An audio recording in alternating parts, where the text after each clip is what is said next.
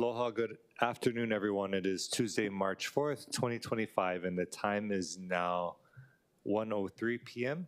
Will the Committee on Housing, Sustainability, Economy, and Health meeting please come to order? I'd like to welcome Committee Member Dos Santos Tam, who's present in chamber. I'd also like to welcome Vice Chair Cordero and Councilmember Tupola, who are participating remotely by video conference in accordance with HRS Section 92-3.7. Would you please identify any persons who are with each of you at your location? Aloha, Chair. I am by myself. Mahalo. Aloha, Chair. By myself. Thank you. Yeah. Mahalo, Councilmember. And I believe... Okay. And I believe Councilmember Toba is also on his way. Pursuant to Hawaii Revised Statutes Section 92-3.7, this meeting will be conducted as a remote meeting by interactive conference technology with the following procedures in effect for the meeting. Members of the public will be allowed to provide oral testimony on all items on the agenda when each agenda item is taken up in two ways: in person in the council chamber and remotely. Before testifying, each person shall state their name for the record and will be limited to a 1-minute presentation on each item. As both English and Hawaiian are official languages of the state of Hawaii, pursuant to Article 15, Section 4 of the Hawaii State Constitution and Sections 1-13 of the Hawaii Revised Statutes, members of the public may testify in either language. For oral testimonies offered in Olelo, Hawaii, additional time as may be necessary will be allowed for the testifier to provide an English translation of their testimony if they so wish. All persons who have registered to testify in person will be called upon first. When your name is called, please come up to the testifier podium. Persons who did not register will be given an opportunity to testify following the registered testifiers. After an in-person testimony has concluded, I will proceed to remote testimony via video conference or phone. When I call your name, please monitor your screen and follow the prompt to unmute.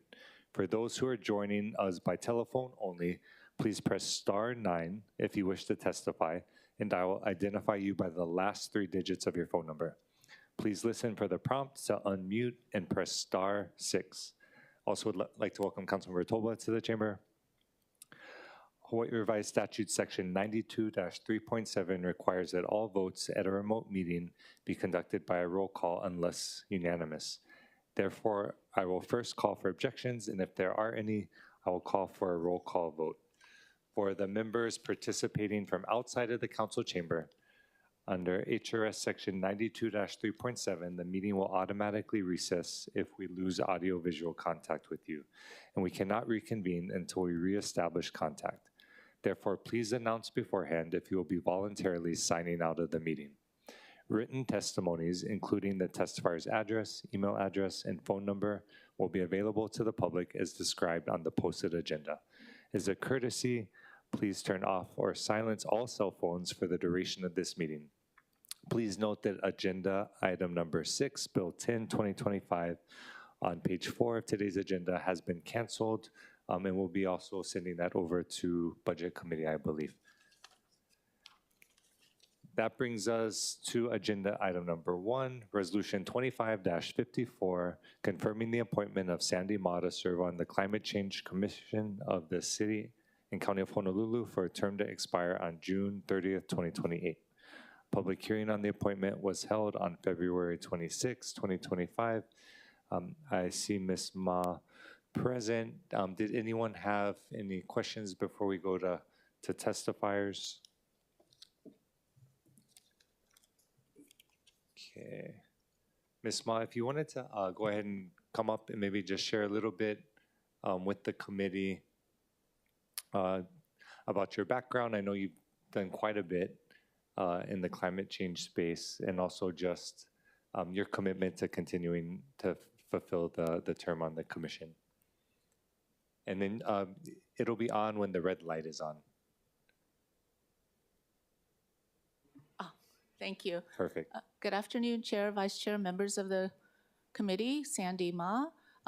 Very honored to be recommended to serve on the Honolulu Climate Change Commission. I am an attorney by training, and I have an advanced degree in environmental law. I first entered state government because of my interest in energy and environmental policy. I worked for the state Department of Commerce and Consumer Affairs and Division of Consumer Advocacy, working on energy policy, so that I have some background in energy policy and filing rate and tariff cases with the PUC. I also then went on to work for the Office of Planning and Sustainable Development. I think that's what it's called now. When I was there, it was just called Office of Planning and Coastal Zone Management. I was the project manager to look at the feasibility of retreating from the shore due to sea level rise. I was also the project manager for a probabilistic tsunami design zone mapping project. So those were my two main projects. I was also the representative by Governor Ige to the National Global Energy Solutions Summit of the National Governors Association.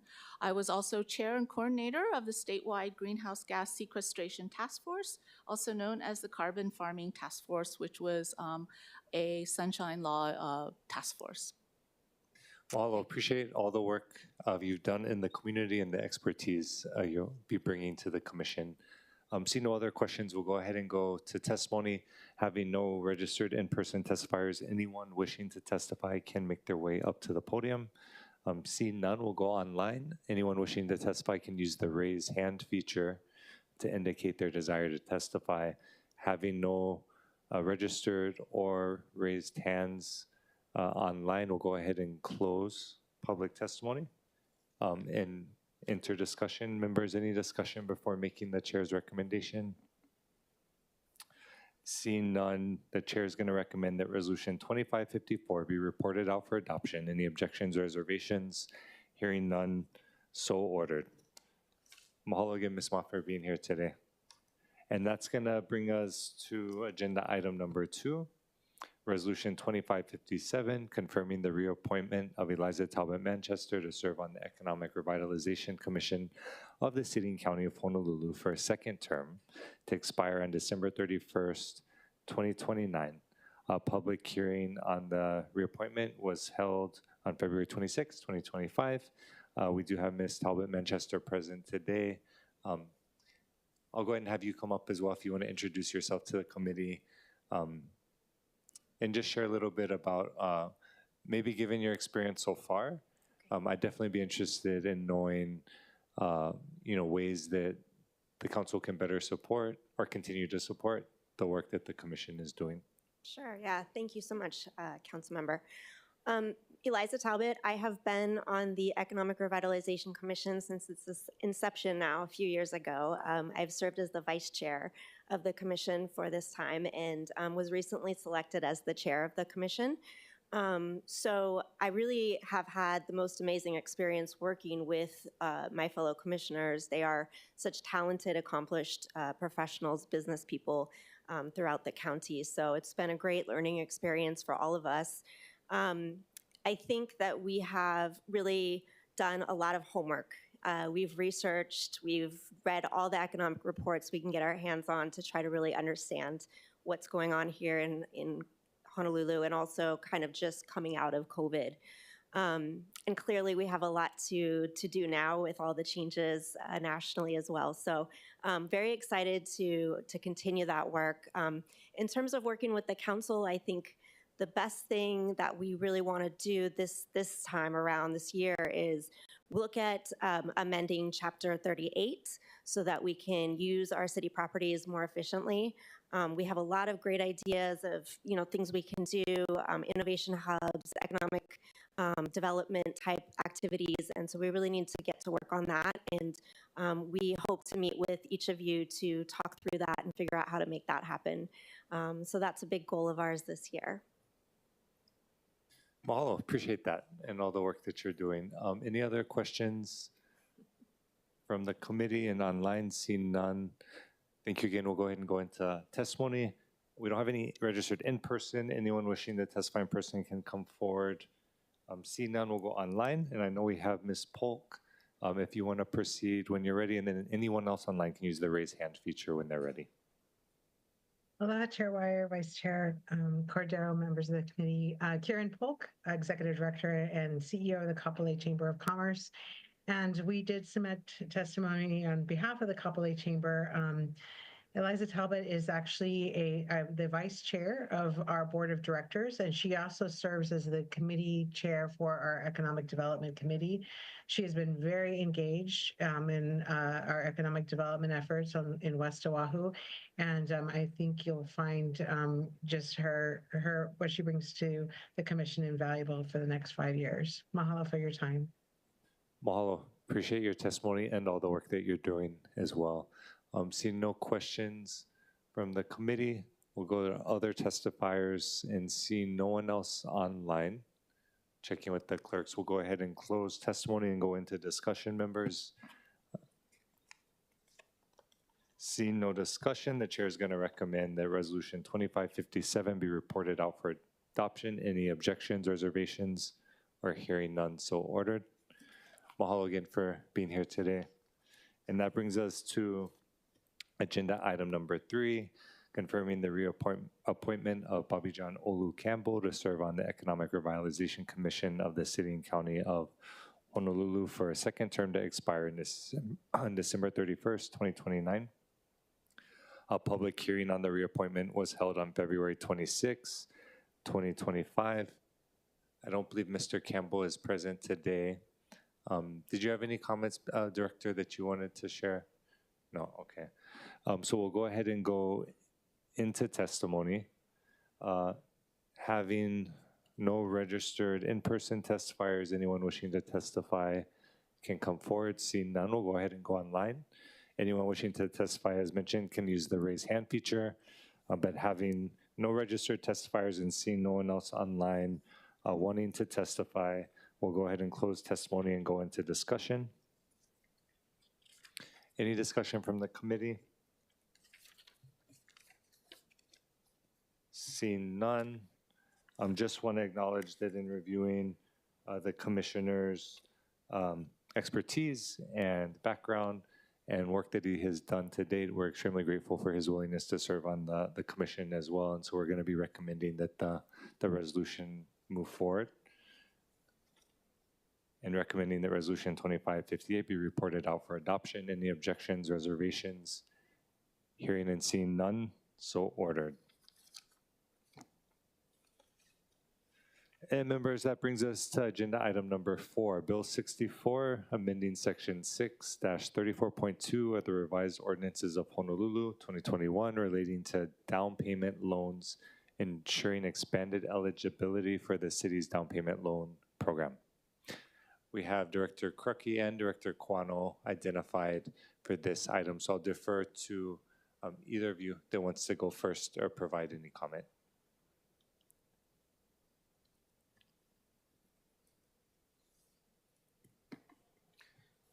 Housing Committee Chair Wire, Honorable Council Members, Andy Kawano, Director of Budget and Fiscal Services. With regard to Bill 64, 2025, we would like to thank council members for allowing us to share our testimony on the bill.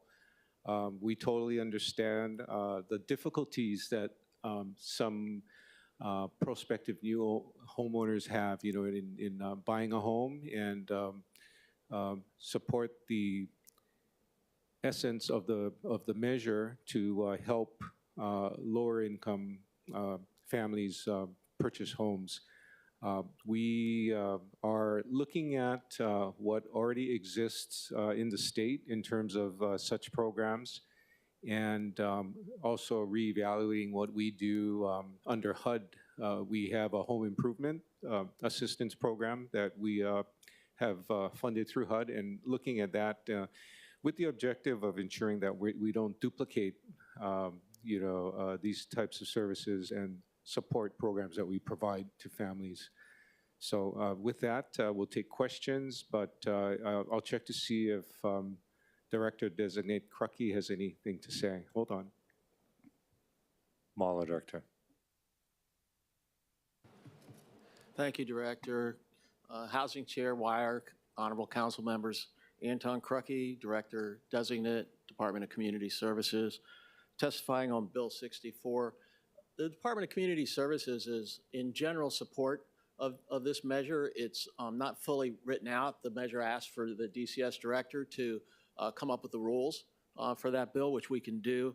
They would probably be targeted to address the rules that are in the current HUD program that make it really restrictive for people to use. I mean, we've slowly, I've marketed it and slowly dwindled down, and year to date this year, we don't have any people on that rolls. I think it's the combination of the type of individuals it targets. The maximum price of the house is well below the median price of a house.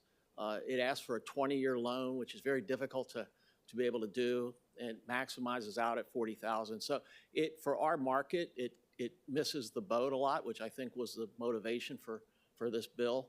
And if it can be worked out through our budget and finance and budget folks on where to do this and where it may land, we would be very pleased to operate it and come up with the rules for it. So like I said, in general support. Thank you. Thank you, Director. Any questions for the Director? Seeing none, we're gonna go into testimony. Mahalo for being here today. Don't have any in-person registered testifiers. Anyone wishing to testify can come forward. Seeing none, we'll go to online. I believe Ms. Soon is not online at the moment. She's one of our registered testifiers. With that, we'll go ahead and go to any unregistered online testifiers. You can use your raise hand function to identify your willingness to testify. Seeing none, we'll go ahead and close testimony and go into discussion. I was hoping to get input from the members on adjustments or possible modifications to the bill. I know that we have a separate measure in budget that would be creating a revolving fund for, I guess, a similar program or to funding the program that could be created through ordinance. I know for our purposes, we're looking for maybe language to amend in the bill.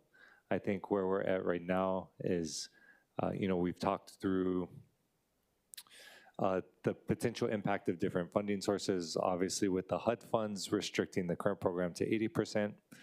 There's been talk about using purely general funds with possibly a lot broader AMI, maybe using bond funds, which may restrict the AMI to around 120%.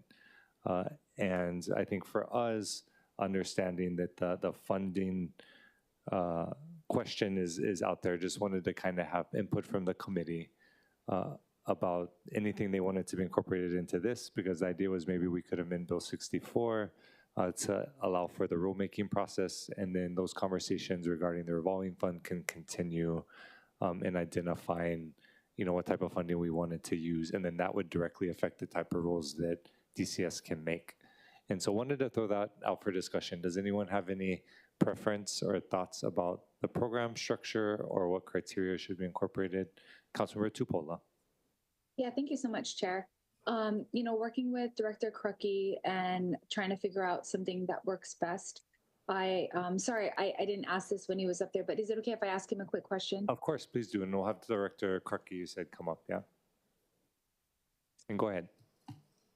So Director, I think just knowing that, our resources are finite when, we're running the budget off of property taxes. I guess my question to you would be your preference. I suggested co-sponsoring the bill with Councilmember Cordero because I thought maybe a revolving fund might be a way to have us kind of replenish the fund and not have to constantly come back towards the general fund. But what is your thoughts on your preference of either one? Thank you for that question. Again, Anton Krucke, Director, Designate, Department of Community Services. My preference would be general funds because it would give the most flexibility in the rulemaking. I do want to point out, though, that there's a risk in that. The individuals that would be applying for and receiving these loans, they generally aren't able to be approved at a bank, and therefore their risk level is higher. And so I think within the rules, we'd have to decide what do we do with assets that if we have to foreclose or take action against someone, under HUD, it's not as stringent. That is one of the benefits because, one, it's not our assets, it's not our money, and we can follow those rules. But if it was general funded, I just want to point that out, that that's one of the considerations to be made. Yeah, that's why I specifically wrote that inside there, because I do think that that's the problem, right? Is like we have a bunch of people that they might be able to start into home ownership, but there's just no way. There's no way they'd qualify for the down payment or the interest rate. So I thought, obviously we don't want to be acting like a bank, but we also do want to help more local families get into housing. So I think that that's like one of the ways forward without constantly depleting our resources is to have that revolving fund. But thank you for your insight. Chair, if I could just follow up with one more for Director Kawano, please. Of course. Director Quano's coming up, so please proceed when you're ready. Okay, so Director Kawano, seeing as though, you kind of are over the budget for the entire city, what is your preference on the revolving fund versus the bill we're discussing? I just really want to know what you guys think, because we obviously have to make, well, I'm hoping that we make a decision that actually can last for, into perpetuity if we do the admin rules right. My preference would be that we have flexibility in identifying funding resources. Obviously, times may be more difficult today based on what's going on in Washington, D.C., but to the extent that we can apply for funding that's available from the U.S. government, obviously we would prefer that. And as I stated earlier, the state has programs that they're thinking about putting in place, so we would not want to do something that duplicates what they're doing as well. I would say that the general fund source of monies for the loan should be the last resort in terms of funding that we go after because, as I've always stated, expenses just keep going higher and higher to operate the city, and we want to make sure that we can provide our services to, properly maintain and provide park and recreation type services, public safety, and it goes on and on and on. So that's my mindset right now. Thank you for the question, Councilmember. Yeah, thank you, Director. Thank you, Chair.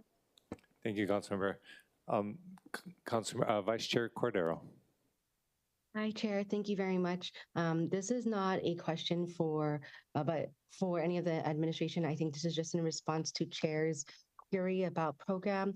My initial and hope would be to go above the AMI, or area median income, that we are currently serving at the city and the state level. I am hoping to find other, when we talk about funding later down the line, whether it be directly with the departments, to ensure there is enough flexibility.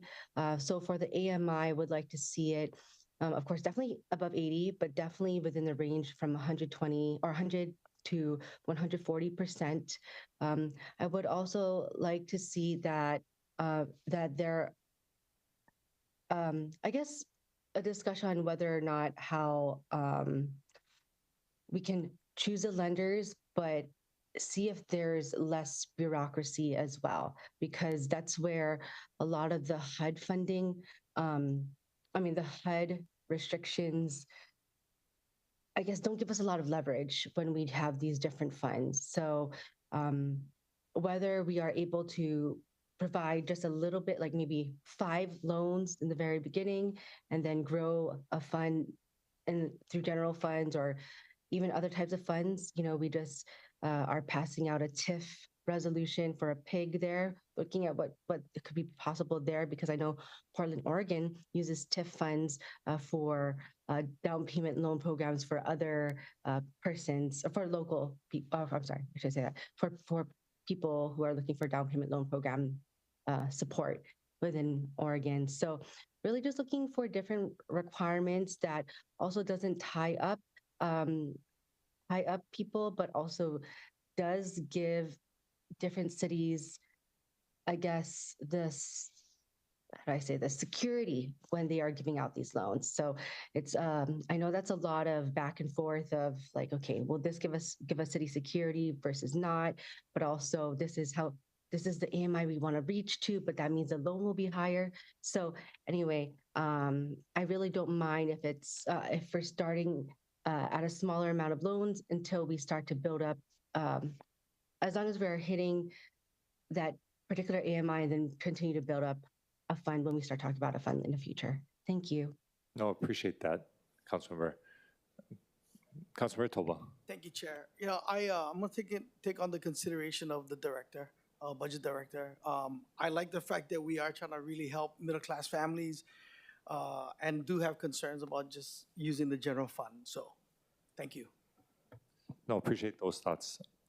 Director Quano, I had another question.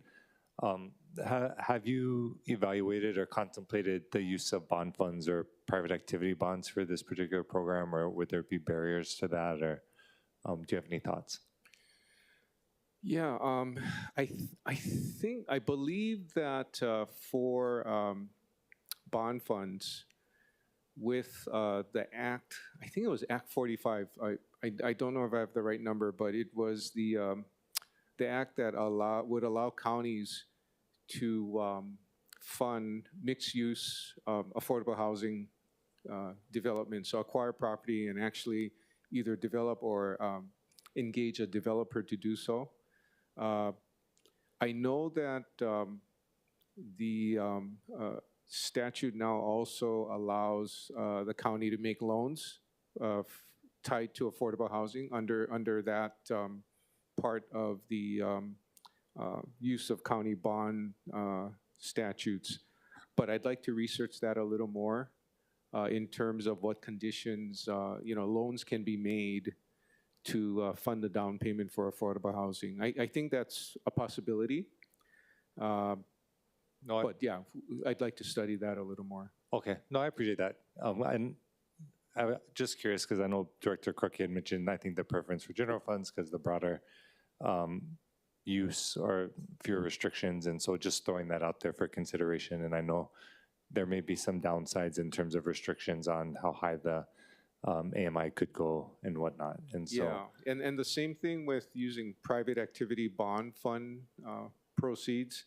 I think it's going to be important to, first of all, determine what market we would like to support, because there are parameters we have to follow, in terms of use of funding through private activity bonds.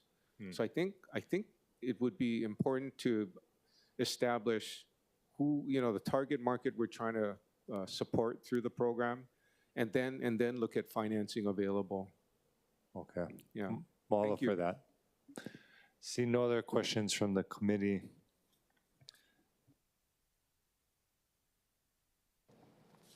We'll go to testimony.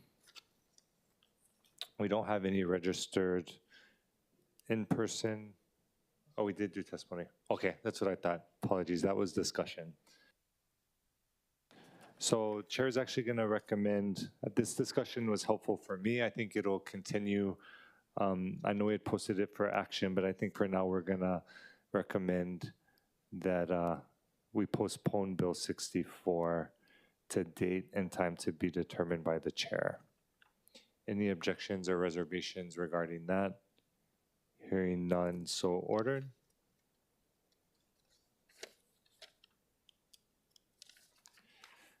And then that brings us to agenda item number 5, Bill 14, amending Chapter 2 of the revised ordinances of Honolulu 2021 by repealing Article 33 relating to the First Source program.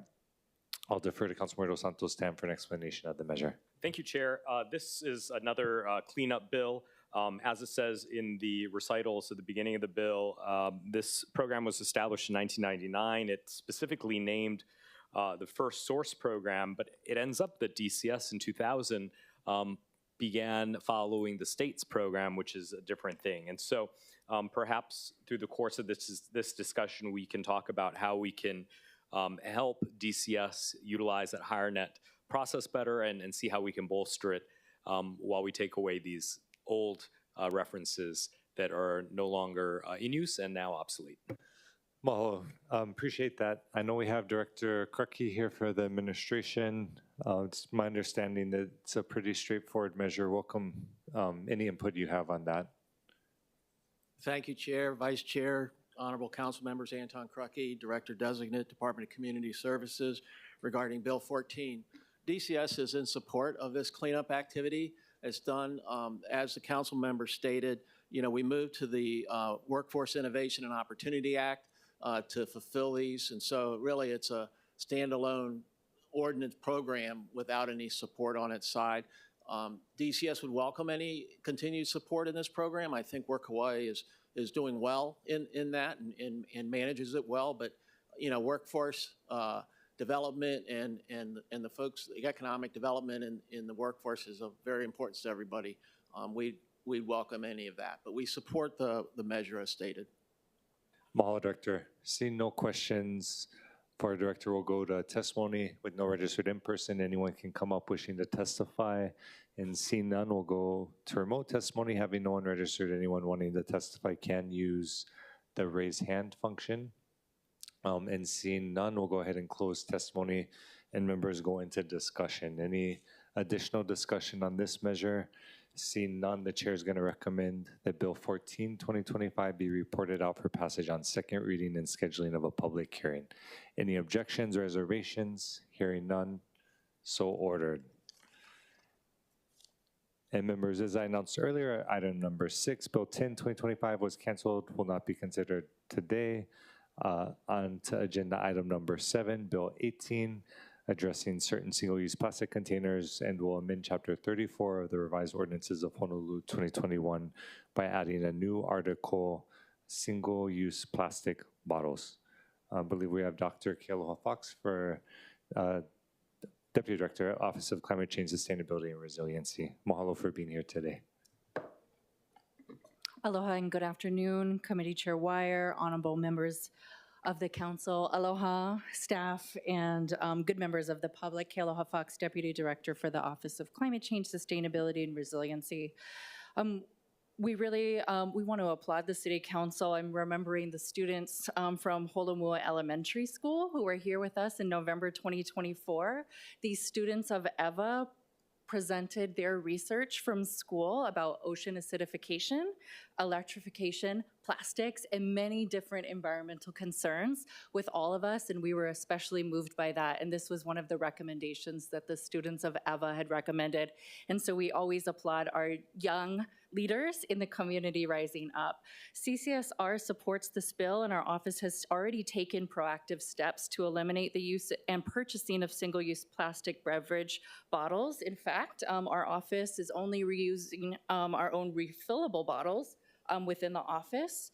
And we know that even within our staff, this is more cost effective, and we're not utilizing any general funds or city resources to purchase the single-use plastic beverage bottles going forward. This bill specifically targets single-use plastic bottles in the city vending machines to be effective after December 31st, 2025. And I really wanted to underline and underscore that these are single-use items that are designed to be discarded after single or limited use, and they're not designed or manufactured for long-term or multiple reuse. There's a number of waste and strategies that have been written into city planning documents that does support the intent of this bill. So I especially wanted to just highlight one from our office. This is our city's climate action plan 2020 to 2025. There are 3 action items, in fact, that this bill helps us work towards. 8.1, our ability to continue to eliminate single-use plastics. 8.2, establishing a sustainability procurement policy for the city, and 8.5, expanding public drinking water fountains and retrofitting existing refill stations. We also have an integrated solid waste management plan brought to us by our Environmental Services Department, and then of course the Oahu General Plan Chapter 5, Objective B, Policy 8, that supports initiatives that educate the community about the importance of conserving resources and reducing waste streams through reduction, reuse, and recycling. What I specifically wanted to talk about today, if I can, Chair, just take a minute, because I was attending and listening to the last hearing was our sustainability science that links not only our environment, but actually our consumers and our human health. So if you'll allow me, I just wanted to make sure that I presented as a biomedical scientist that graduated from our John A. Burns School of Medicine. I wanted to make sure that the committee and you were aware of the latest science around PET. Please. Thank you. So polyethylene terephthalate, PET, is the material most commonly used to make clear plastic water bottles, and that's usually the type of water bottle that's sold that you will also see in soda beverages, sports drinks, other sugar and sweetened beverages, including in vending machines. PET is found through a number of commonly used packaging sources for cosmetic products, shampoo, all kind of products that reach the consumer market. And so I think the question the other day was, does plastic and single-use plastic beverage bottles impact our health? And so the answer is yes. When plastic breaks down over time, it forms smaller particles that we know as microplastics. These are 5 millimeters or less in length. That's smaller than, the sesame seed that we get on our buns, on our rolls, if you will. Microplastics then break down into the nanoplastics. That's 1 micrometer or less in size. The science around this is just emerging. And one of the latest studies that the National Institutes of Health, where I did my postdoc, was a 15-year research study conducted by Columbia University that for the first time created this rapidly evolving imaging technique where we can actually now see these microplastics and nanoplastics in our human health systems. These particles find their way into human blood, lungs, our gut, our microbiome, feces, our reproductive tissues, including our placenta and our testes. The science is clear that plastic links to human health is something that we should be concerned of, and it's not always dependent on specific labeling or manufacturing techniques. This 15-year research study that was funded by the National Institutes of Health and conducted at the Ivy League campus of Columbia University was presented at the National Academies of Science in January 2024. On average, what they found was that in a liter of bottled water, 240,000 tiny pieces of plastic are found from that one piece. 90% of these plastics are fragments that we refer to as the nanoplastics that we're just starting to understand in sustainability science. That was 10 to 100 times higher than what they had hypothesized in that study. So it was worse than they had thought it was going to be. And so we know that this also has environmental impacts from our own city's 2017 composition waste study. Plastics account for 10% of our waste stream, and so source reduction is a high priority for the city and all of our departments, and any significant shift towards more plastic is a huge environmental problem. And then we obviously want to be able to do our best to protect consumers as much as possible. And the science of sustainability does tell us that there are key ways that we can mitigate the impacts of single-use plastic: reduction of single-use plastic consumption, increasing proper waste disposal, and third, policy change and advocacy. CCSR does support this bill, and I welcome any questions that the committee may have of me. Yeah, mahalo, Deputy Director. Any questions from the committee or members? Councilmember Cordero, Vice Chair Cordero. Thank you very much, Chair Wire. Hi, Dr. Fox, or Deputy, or Dr. Fox. I don't know what to call you first. So I have a question as it relates to how many bottles we would be seeing replaced through this bill in city facilities, and in comparison to the greater I guess, industries amount. Is it something that's worthwhile, you believe, from the administration standpoint? Thank you for the question, Committee Vice Chair Cordero. So we're still researching those numbers from the blind vendor program. I did take a look myself, and I just wanted to note that our vending machine downstairs in the Hale, for instance, there's 5 single-use plastic bottles that are sold: Coca-Cola, Pepsi, vitamin water, sparkling iced tea, and Aquafina. Mahalo, and I look forward to hearing your updates. Mahalo. Thank you. Any other questions from the committee? Seeing none, Mahalo again, Dr. Fox, for your testimony, all the work that you're doing, and for being here today. We'll go ahead and go to testimony. I don't believe we have any in-person registered testifiers on this item. We'll go ahead and ask anyone in chamber that wishes to testify to go ahead and come forward. Seeing none, we'll go to online testimony. I believe Rebecca Soon is not online at the moment. We'll go to Lauren Zerbel, if she is present. Chair, testifier is not logged on. Okay, and then third, we have David Thorpe. And then after that, anyone wishing to testify online can use the raise hand feature. Aloha, Mr. Thorpe. Thank you for being here. Go ahead and proceed when you're ready. Thanks, Chair Wire, members of the committee. David Thorpe, the American Beverage Association, representing the Hawaii beverage industry and their 1,200 employees. I shared a lot of these messages with you late last year on a similar proposal. I want to remind you of some of those and share some information about nanoplastics, microplastics, and the safety of plastics. The city banned single-use plastics, plastic straws, utensils, bags in 2019. They have no value, are not recyclable. Our beverage containers are 100% recyclable. They're not single-use, including the caps are recyclable. They're made to be remade into new bottles and other materials. You'll hear that plastics are only recycled 9% of the time. That is true, but that is not true for our valuable PET beverage containers. The city's curbside, the High Five program has a 49% recycling rate in Oahu. PET plastic bottles are a more sustainable option than aluminum cans. PET produces significantly fewer greenhouse gas emissions thanks to its lightweight properties. PET requires lower energy for production than aluminum cans. Looking at the vending machines, the biggest seller is often bottled water. Banning lightweight, locally produced bottled water will require providing an alternative of aluminum water cans. Those aluminum cans of water are not manufactured locally. Those will be shipped in full of water thousands of miles away, which will result in a dramatic increase in cost for consumers and increased greenhouse gas emissions from the shipping. And then later this year in Hawaii, there will be a facility up and running to take all the recycled PET bottles from curbside, drop-off, and High Five to be processed and made into new bottles to be used here in the state. This vending ban will also be at public spaces where consumer preference is often a resealable container. If we're going to the Blaisdell parks, I'm playing golf, I don't want a 12-ounce aluminum can. I want something that's resealable. Touching on the microplastics and nanoplastics, technology has improved dramatically that it's no longer just studying microplastics, as was said, it's down to the nanoplastics. The size of plastics can be measured down to 200 nanometers. To give you some perspective, the width of a hair or a thickness of a sheet of paper is 100,000 nanometers. So we can detect plastics down to 200 nanometers.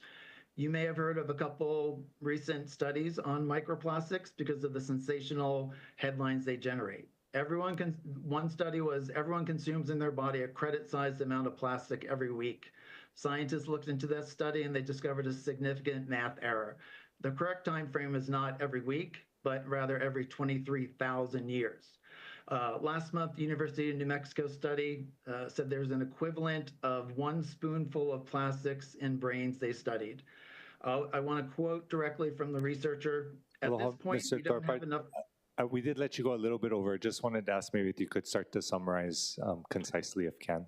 Sure. That study said there's nothing to be seriously concerned about, unsure if there's adverse effects. The FDA, the World Health Organization, have stated there's no scientific evidence to show a risk to human health from microplastics. We support robust, high-quality, peer-reviewed scientific research on microplastics. Mahalo, appreciate that. Any questions for the testifier? Seeing none, mahalo for your testimony today. Anyone else wishing to testify can use the raise hand feature. And seeing none, we'll go ahead and close testimony and go into discussion. Was there any discussion? I was going to go ahead and do roll call vote anyways, because I know there may be some concerns. But if we want to do discussion, Councilmember Tupola, I'll turn it over to you. Thank you so much, Chair. And, thank you for letting the testifiers share. I appreciate that. And I appreciate the sentiments expressed by Kealoha. And I, of course, appreciate the work done by your department. I do think that obviously we're concerned, always concerned for people's health.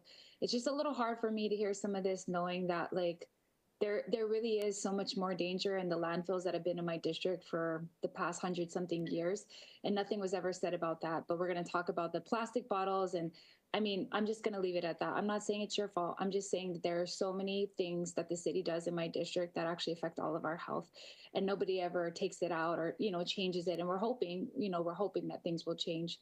But I do know, for a fact that these bottles that we're talking about are not single use. And so that's why I have been opposing it. And I don't think a ban is what's going to change it. I really do think the behavior of people, as I've stated previously, and, Honolulu is in the district that Councilmember Toba and I represent. And so I know there's many other thoughts about better recycling habits that we can have across the city. And I would much rather us focus in on behavioral changes of what we want to see as opposed to just flat out bans. I don't think that bans work. And I don't think that it's going to make enough of an impact to really change the behavior. It's just going to make the things that we have in our city dispensaries more expensive. So that's my personal thought. I know, Chair, you have your thoughts, and I appreciate you. I think we both are trying to get towards the same goal. I would love for us to have no landfills. I just got off the phone with council members from Kauai that are they're all looking for a landfill. Like, I would love for us to not push that way, but a lot of it has to be behavioral changes. A lot of it has to be, us really looking for better ways that we can use our bioproduct. And I am hoping to attend the opening of Waiakea Recycling Center in Hilo, which is going to help all of us tremendously, because these bottles are recycled over and over and over again. And really, for low-income families, especially like in the area, the district that I represent, they really can't afford a lot. And so I don't want to be voting up on something that I know is going to eventually, if this pervade, gets out of city vending machines and then goes kind of more broad spread, is really going to affect the cost of living. There are a lot of low-income families that enjoy our city facilities. And those are my thoughts on this, and why I'll be voting no. Thank you, Chair. No, totally respect that and appreciate those thoughts. Was, super appreciative to have been on council staff when the initial conversations about the PVT setback came up, and was glad to have been able to work on some of the resolutions that went through city council then, and totally respect and agree with your opinion that we need to be discussing environmental racism at all levels. And so look forward to that, and agree with the concept that we don't want to be harming businesses. I think, that's why when I met with Mr. Thorpe in our office, we had talked through how can we help businesses transition. I mean, we know folks are doing can manufacturing. We know that doesn't happen overnight. We know cans aren't the answer either. We want to move away from single use. But, I think we have a lot of great brain power on the council. We've done tax incentives for the film industry. I think we can look at, and I had a great conversation with someone from a local credit union about glass recycling this past Saturday at a JC's event. And so I definitely think the more we collaborate, whether it's Green Blue Alliance, whether it's business and environmental stewards, I think really we all have the same concern. We all love this island and we want it to be better for future generations. And so I'm grateful for those comments. I think Councilmember Toba wanted to throw some discussion into, and then Councilmember Santos Tam. Yeah, I don't want to go into a debate about ideas, and I support, I echo Councilmember Tupola's concerns. Every day I do radio, and every day there's some science about something happening to our bodies. I just think everyone has a freedom to buy something, and I appreciate Dr. Fox encouraging city people to use their own water bottle. But for me, financial freedom and just freedom and a choice to decide whether or not, of course, I'm concerned about everybody's public health. If that's the case, then we should be putting crosswalks in every street. But people are going to decide to cross when in places they're not supposed to cross. People are going to decide to put stuff in their mouth when they know it might be bad for you. So for my whole thing has always been from the beginning, it's choice from day one. Everything that I try my best to make decisions on, and I think this will hurt a lot of the consumers that come and use our vending machines. So, and I hope one day we can maybe solve some of the challenges and solutions. So thank you. Thank you, No vote. Thank you, Councilor. Councilmember Dos Santos, Tam. Thank you, Chair. Just to re-ground this conversation, I think we've had a lot of information about microplastics and other issues, but just to ground this discussion, this bill differs from the previous iteration, correct? That's correct. And I can explain if you want or Well, finish. I guess, Yeah. it might be helpful if you explain the difference between the previous version and then this version, which I understand is a lot more narrow. Appreciate that. So just, for the context and for discussion, there was a measure last year that was introduced by Chair Waters and myself that would have phased out single-use plastic water bottles at city vending machines, at city concessions and facilities, and also sponsored or co-sponsored events, which was broader than this particular measure, which hones in and focuses on vending machines, which I think, given the conversations we've had with our youth and our community, is just an opportunity to lead by example, to have the conversation about the health data, to continue to comply and move forward in terms of our action plan, and really is not something that is changing the entire landscape, but is just a tool to keep moving us forward as we have the conversation and educate our community, being the ones with access to information.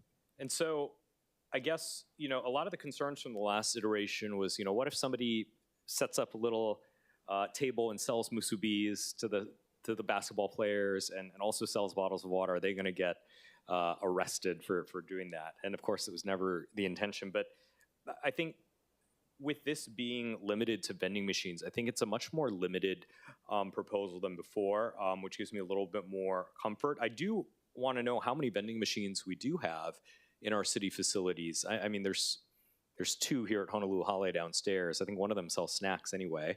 So there's really only one drink vending machine here. I'm sure there's some in our parks. Do we have a sense of the scale and scope of this potential ordinance? I'll differ if we need to do a little more, have some more conversations with maybe Department of Enterprise Services and Yeah, TFM. I mean, it's not, I just want to understand like the scope and scale. I want to just bring it back down to that conversation. And then the other point, and I guess because it only affects vending machines, this wouldn't affect enterprise services concessions. So things like the golf course, things like at the Blaisdell or the Shell. I imagine people at the Shell sitting in the sun would want some larger drinks, but they would probably go and get that from the booth, right? That's my understanding. Okay, thank you. I think that makes me feel a little bit more comfortable about this. Okay, thank you, Councilmember. We'll go ahead and do a roll call. Vice Chair Cordero? Aye. Okay, Councilmember Dos Santos, Tam? Aye. Oh, apologies. I was going to be recommending that. Oh, well, I'll do the roll call again after I make the recommendation, which was, let me make sure I'm on the right page.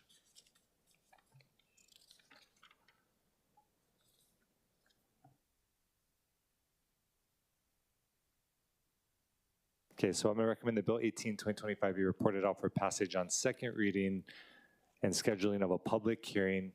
And I'll go ahead and do roll call on that recommendation, understanding the comments that have been shared already. So Vice Chair Cordero. aye. Okay, Councilmember Dos Santos, Tam. Aye. Okay, and then Councilmember Toba? No. No, and then Councilmember Tupola? No. No, perfect. Okay, so with chairs and I as well. I always forget to do myself. Yeah, so there are 3 ayes, 2 noes. The motion carries. Mahalo. And mahalo again to Dr. Fox and the administration.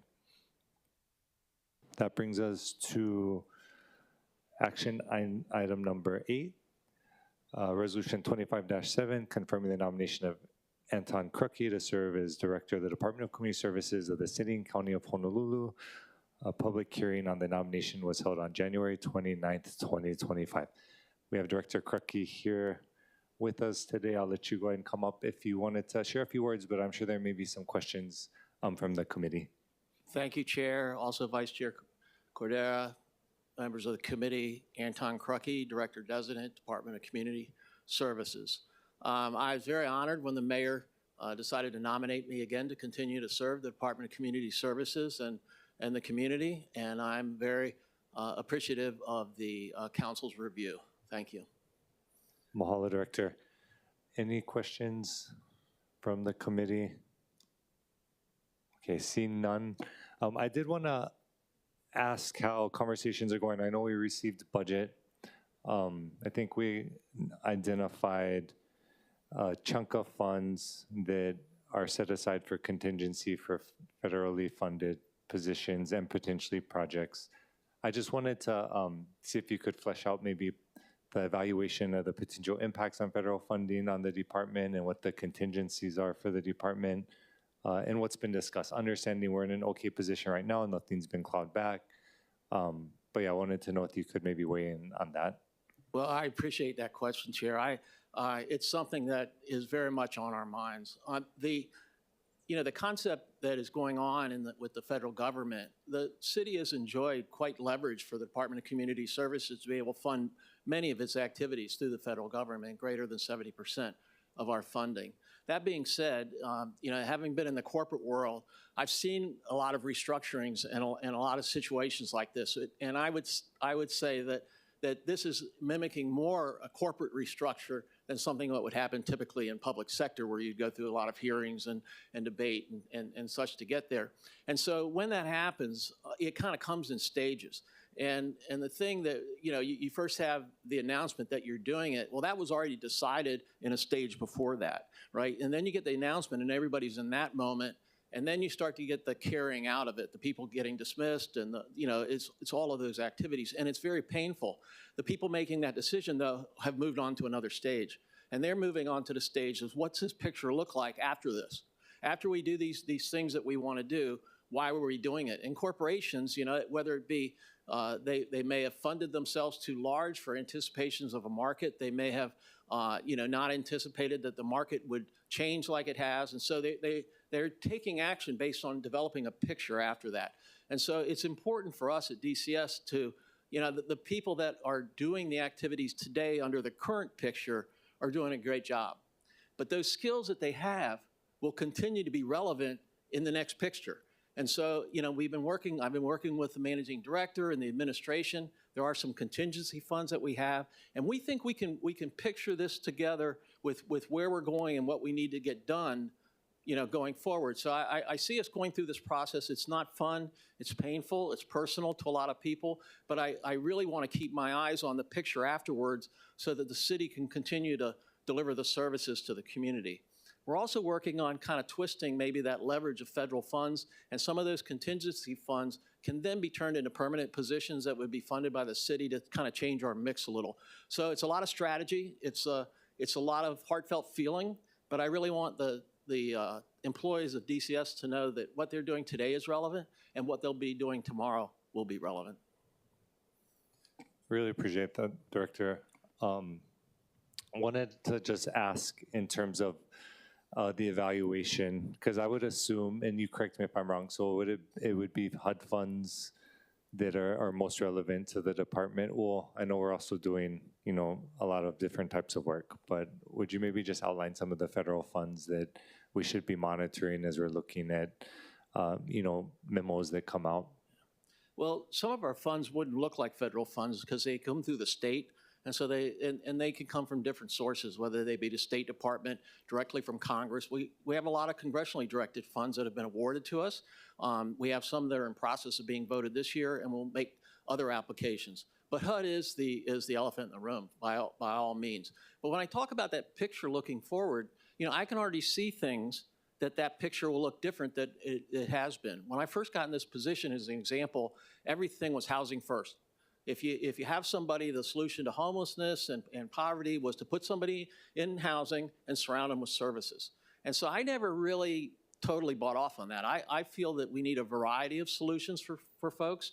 A lot of people, you put them in housing and you say surround them with services, and that's a comfortable statement. If a caseworker has 20 people on their rolls, they're maybe seeing that person one day a month.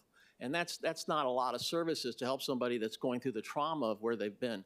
And so, we have issues with landlords in those situations. We have issues in continuity. But the HUD, the major part of the HUD funding for DCS is in the Section 8, our public housing authority that we have. And we have over 4,000 vouchers being used today in the community. So that's a huge exposure for us. And I'd say overall, besides some of the other pieces in community-based development and EAD and Work Hawaii, those are kind of manageable at their level with the backdrop. The HUD piece and Section 8 vouchers would be a big task to do, but we're not hearing anything yet on that. It may be streamlined, maybe checking to see if your house is in order, but haven't seen that one be taken up yet, but you just don't know.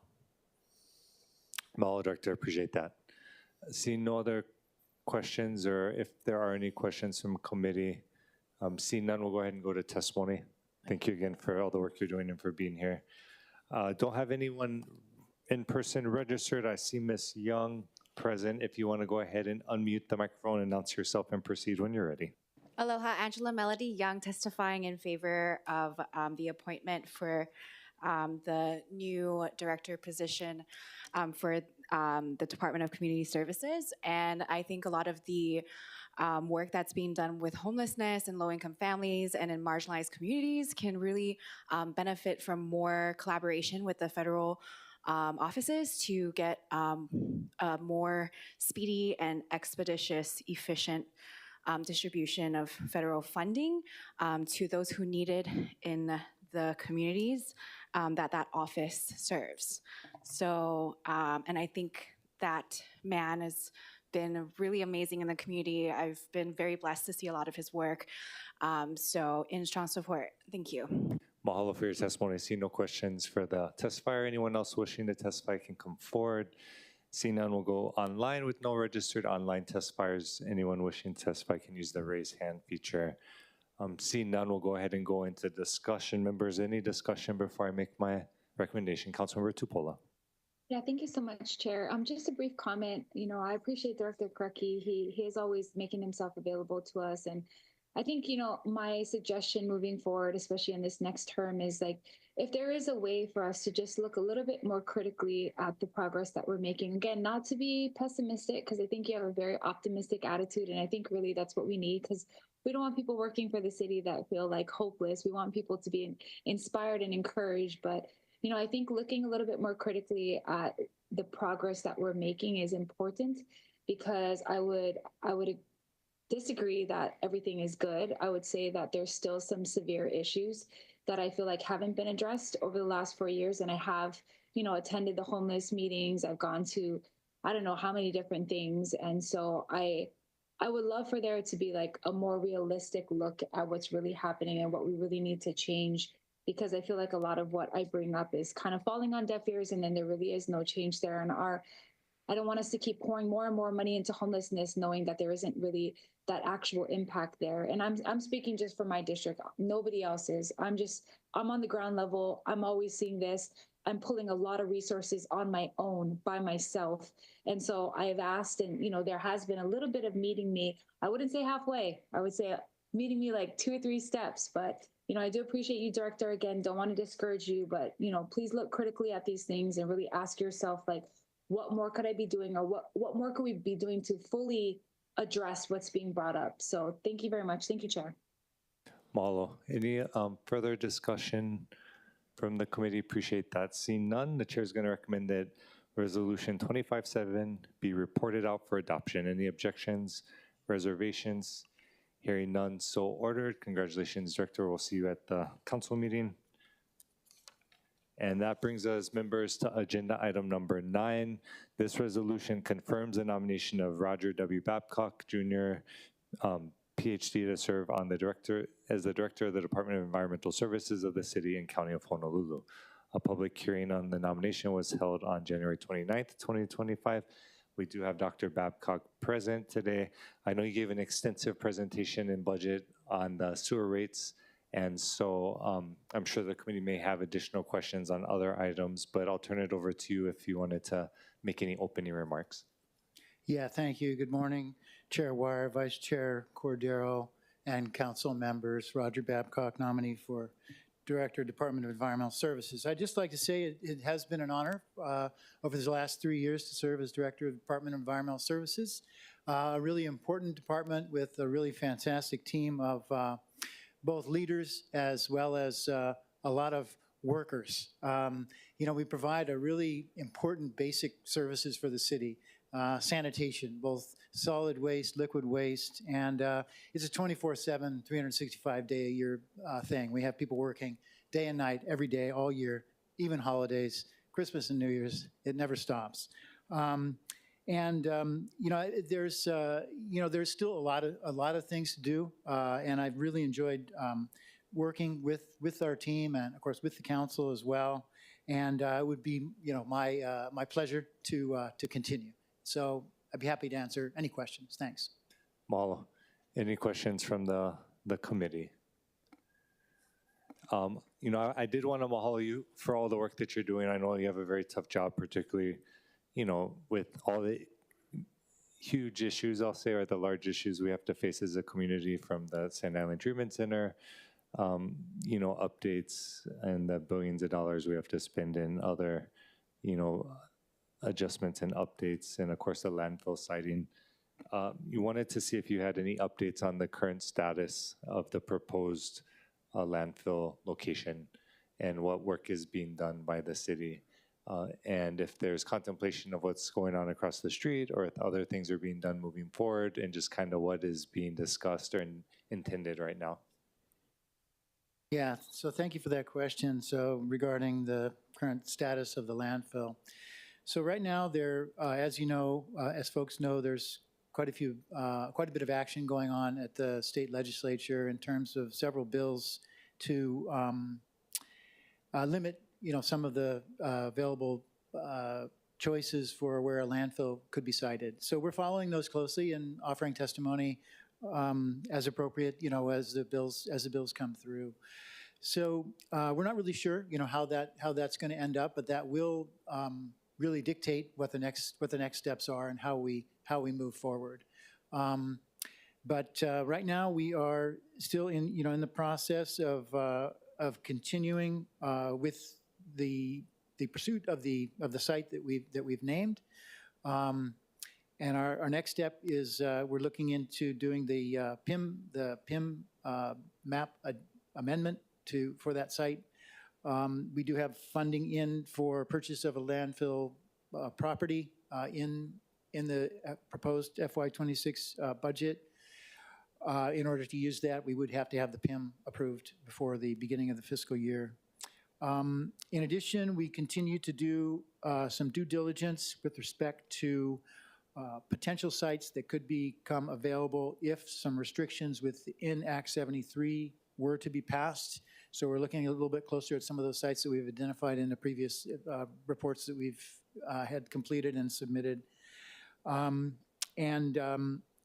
So I think that's basically kind of where we're at this point. Mahalo for that, and wanted to just say thank you. I know you have some town halls planned, but also for last night being out in Wailua Elementary School till pretty late, I think, talking about waste management with some of your team, Henry, and I think Tyler, and just addressing not just the landfill issues, but talking about the transfer station and access for the community. So really do appreciate the work you're doing. Any other questions? Councilmember Dos Santos, Tam. Thank you, Chair. I think this goes for several of the departments that do CIP work. I think the frustration that the council's always had is we try to relay our community's priorities and concerns via provisos and council ads, and those, of course, very rarely ever get released. Discussing, for example, the cesspool issue, which we talked pretty thoroughly about in the budget committee. There's a handful of properties in my district which are still in cesspools in the middle of urban Honolulu, and we have some projects going on around them. I would love to see those added. I'm not asking you to add them right now, but I think this serves as an example of the types of projects that all of us would like to see. And I would hope that over the next 4 years, we can work with the administration on ways that our priorities come to fruition and don't just go to the wayside in the budget. So not really a question, but just relaying a concern. Yeah, thank you. Happy to work with you, council member, on that. Thank you. Any additional discussion, Councilmember Cordero? Thank you, Chair Wire. Hi, Director Babcock. Thank you very much for, even though we've had tough discussions, both one-on-one, especially as in hearings, but definitely taking on the challenge to be forward-facing to the community. Of course, we know that we would have loved it, a year, 2 years ago, but we do see that the effort has ramped up and continues to ramp up. I know that not all decisions and timing can always be determined by yourself, and I was just wondering through the things that you've learned through the consent decree projects, timing, as well as knowing that there's a lot of front-facing discussions that have to happen with the community. And I know that it's not particularly your job all the time. How would you see you're going to change your department to react to that better? Yeah, thanks, council member. So, it's a very good point. Traditionally, sewer folks are not, real out talking about sewage a lot in the community. But when we do, people do understand and appreciate, the service, right? That they're and most of the time you're able to sort of just take it for granted and it works. But we are in the process of trying to ramp up our, our outreach and public relations so that folks understand what we do and the needs that exist and what needs to be done. And so I think we can do more, and we are planning to do that. We actually interviewed a public relations firm, and so we're taking steps in that direction to get the message out better so people understand what's needed and what we do. Hope that Thank you, Director, and I definitely appreciate that response. And you didn't have to say like what the lessons learned was. You said that you sought out a public relations firm, and is that going? I mean, well, actually, no, I should ask that later in the budget committee.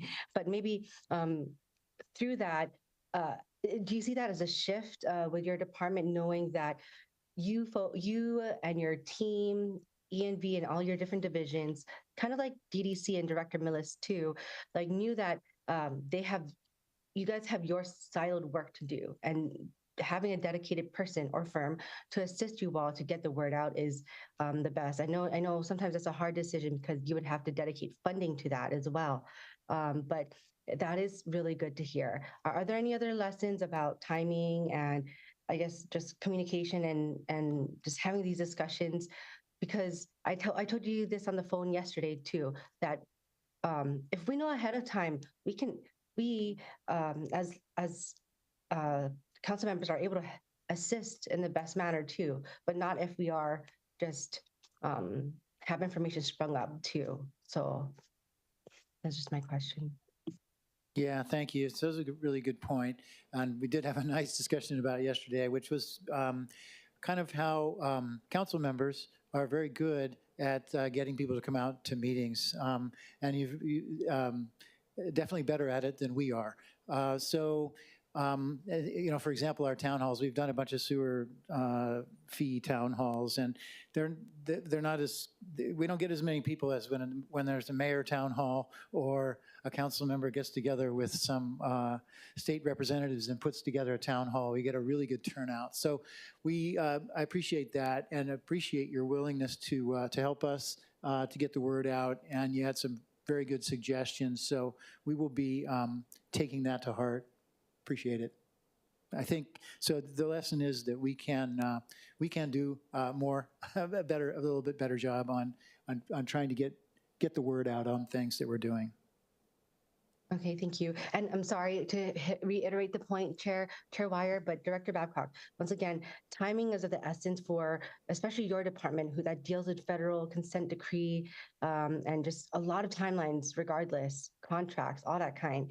So once again, any shifts, any changes that you're going to be making to or looking at for amplifying or highlighting timing better? Yeah, so timing's always an important consideration of when we want to be talking about things and getting the word out to the public. So, for example, certain things when we're going to be changing some sort of a practice or a rule or when collections are going to be or something, we, for example, we're going to be collecting food waste again sometime next year. We need to get it out at the appropriate time. It needs to be, of course, in advance, but not too far in advance, and obviously not too close to when the change is actually going to happen. So I agree. We have learned about timing and when folks want to know and need to know. So we'll keep working on that. Thank you, and thank you again, Director Babcock. And I've seen you at so many of the meetings, and once again, I understand that's difficult, but you're taking it head on, and I'm seeing it and I'm witnessing it, and so I appreciate your presence there and continued presence because you're going multiple times. So thank you so much. Thank you. Thank you, Vice Chair, and thank you, Director. Councilmember Tupola. Yeah, thank you so much, Chair. Just thank you, Councilmember Cordero, for those wonderful questions. I do want to say kind of similarly, like we are so grateful for what you do. You have a tough part of the city, obviously. Waste management, H-Power, all of those things are actually things that everybody needs, and they need a lot of it. I guess my question to you, and I'll just make a quick dialogue after, is, with this state bill moving through the Senate and the House, it is looking like they're going to prohibit it on aquifers, and they're going to shorten the buffer zone for landfills. So in a quote from the article, I believe that the mayor's communication person said with that law being passed, then the landfill will have to stay in Nanakuli or on the west side because we would be like basically boxed out of all of our options. So what is your proposed steps forward, knowing that that's the likely direction of the state legislature? Yeah, so I think we have kind of our three-step plan, right? Which is to name the site that we named, and that's based on many years of different studies and evaluating the different sites, and so that's what we put forward. And depending on what happens in the legislature, if that path is eliminated, then we do have to move down to the second path, which was also partly involved. There's been legislation proposed also in that area, which would be to modify the Act 73 to free up some spaces that are outside the no-pass zone and not on ag land, and otherwise meet all the other restrictions. And we've been doing some due diligence on some of those sites, and some of them are feasible, at least. So I can't say for sure what we would pursue with respect to that second step, depending on what happens in this legislature. But then we did also mention, of course, as you mentioned, our Plan C, which would be to pursue an expansion of the existing landfill. We know that process involves going back to the Planning Commission, going back to the Land Use Commission to seek permits. In order for that process to be successful, we have to finish those other two steps, and essentially we were told that by the Land Use Commission. All other options need to be exhausted before that could be considered. So we're not quite there yet, Council Member, and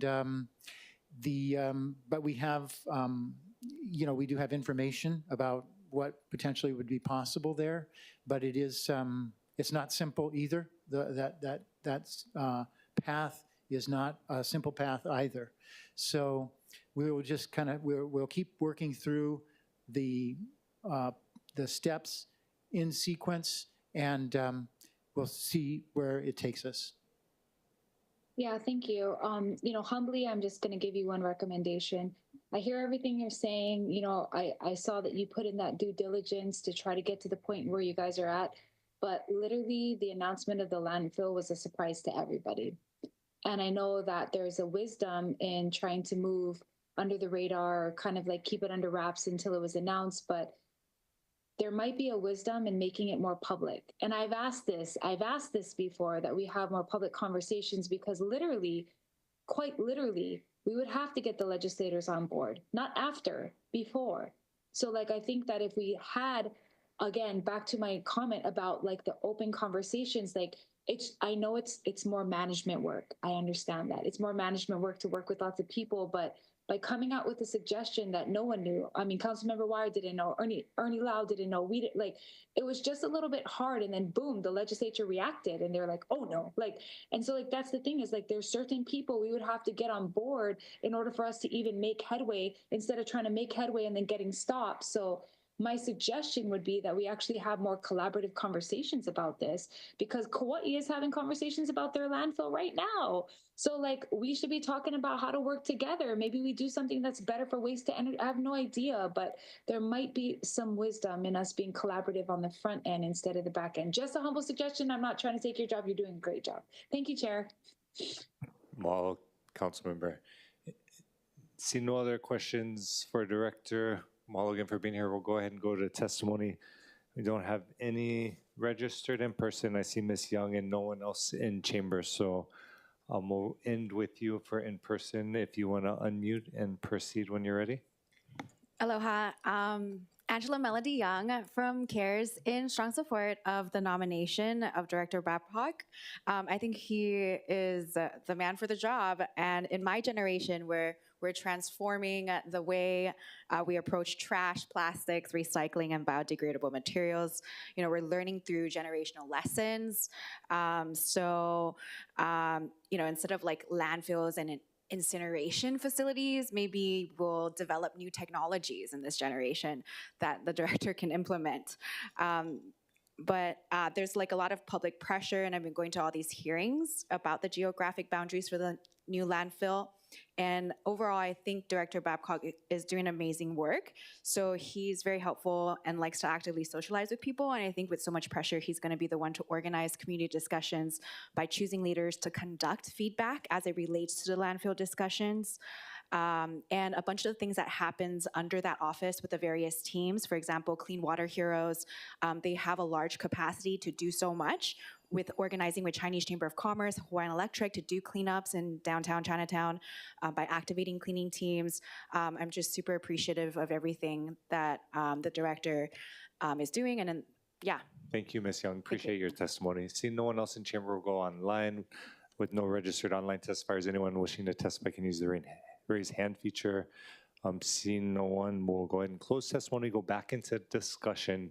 Seeing no further discussion from the committee, the chair is going to recommend that Resolution 2513 be reported out for adoption. Any objections or reservations? Hearing none, so ordered. Congratulations, Dr. Babcock. Thank you. Mahalo everyone for being here today. There being no further business, this meeting is adjourned.